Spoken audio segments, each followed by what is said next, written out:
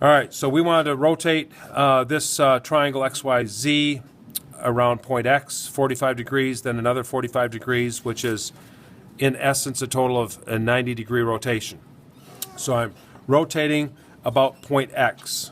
So we're going to take our protractor and we're going to put it on the center of your protractor on X and line up the side through Z. So I'm going to start out rotating Z 90 degrees. So center of the protractor is on my point of rotation X. I have it lined up through Z. I'm simply just going to mark 90 degrees on my paper with a pencil and take my protractor and I'm just going to draw a line through that point and to X. There is a 90-degree angle, this line with X and Z, so that's a 90-degree angle. So I'm going to measure the distance X is from Z. On my protractor, it is about 1 1/8 inches, or 1 1/16 inches. So I'm going to measure on my line I drew 1 1/16 inches, and I'm going to call that point Z prime. So Z prime.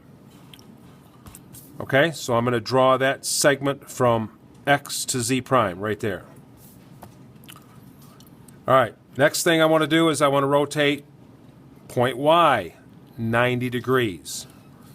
So I'm going to put my protractor on X again and line up my protractor so it goes through that Y. And I'm just going to mark out 90 degrees. So I go to 90 degrees and I just put a mark on my paper at 90. And I'm going to take my straight edge and draw that line through there. And I'm going to measure how far Y is from X. So Y is about 2 3/8 inches from X. So I'm going to measure 2 3/8 inches from X here.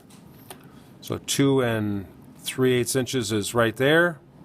So there's my Y prime. And I'm going to draw that segment with my pen from Y prime to X. So the last thing I need to do, X doesn't get rotated because that's the point of rotation. I rotated Z, I rotated Y. So I'm now just going to connect Z and Y.